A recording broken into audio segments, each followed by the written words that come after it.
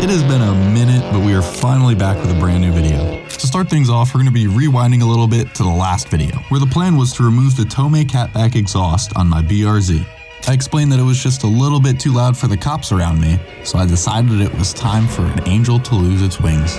We ended off the video without finding a lift, sadly, but we also kind of figured out that if you swapped out the exhaust hangers, it made for a much more tolerable ride inside the cabin. Now here's where the video starts. One more week went by, and we finally got the chance to use the lift for the swap. 45 minutes later, we then finished putting the OEM exhaust back on the car. We put it back on the ground and started it up. Safe to say I was brutally disappointed, heartbroken almost.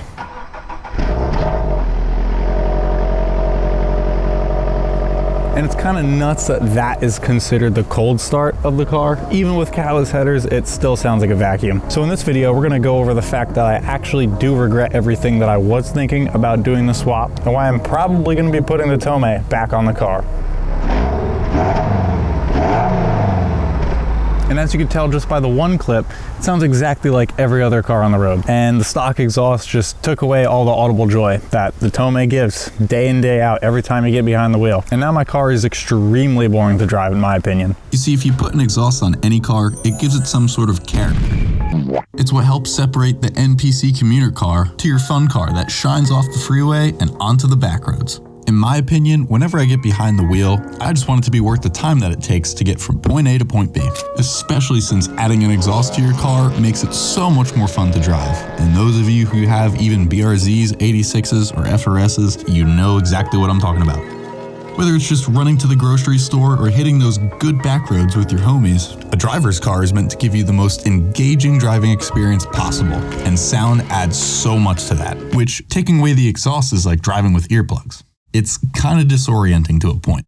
Now, I'm not giving you guys the factual evidence of what makes a driver's car experience a driver's car experience. I'm just giving my opinion on the first drive back with the OEM system back on the car. It's kind of wild that I'm saying this after just taking it off, but we are going to be putting the Tomei system back on. And I'm going to be giving you guys a little inside scoop on how I plan on modifying the Tomei to try and tame down some of its straight piped qualities. So I immediately went to work, trying to figure out how to replace the Tomei midpipe with a custom one including a resonator that actually works. During the next week, I researched what could possibly help tone down the raspy and obnoxious sound and ended up stumbling upon the vibrant, ultra-quiet resonator. Seeing how positive the reviews were, I just had to give it a shot, and after a few days, all of the parts finally came in. Since installing the OEM exhaust system, the hardware gave me almost no issues this time, and I managed to take the soulless system off without breaking a sweat. Now here's where we introduce the new and improved midpipe. I know, you guys are probably already reaching for the comments saying, "Why are you using so many clamps?" Great question, Timmy. I actually went with this option because I didn't want to pay for a welder, and paying more for higher end clamps is just as good for me. So here's a rundown. The part that connects to the muffler is a 3-inch, which goes down to a 2.5. Then from there the resonator attaches, and then connects to a long straight pipe. Then I connected a 15-degree bend point, then right into a flange that goes back up to the 3-inch. My thought process with this system was that going down to a 2.5 from the 3-inch would significantly reduce volume and a little bit of drone. And then putting on a resonator that actually works, that's just the icing on the cake. And after about an hour of making sure everything lined up nice, I tightened everything down and gave it the first start.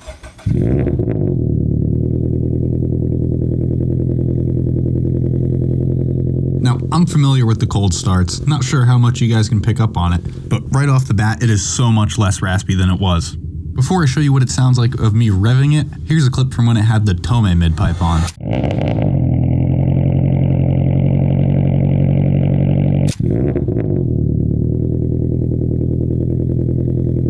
And I know the car sounds different under load, but you'll get the gist of it with these clips.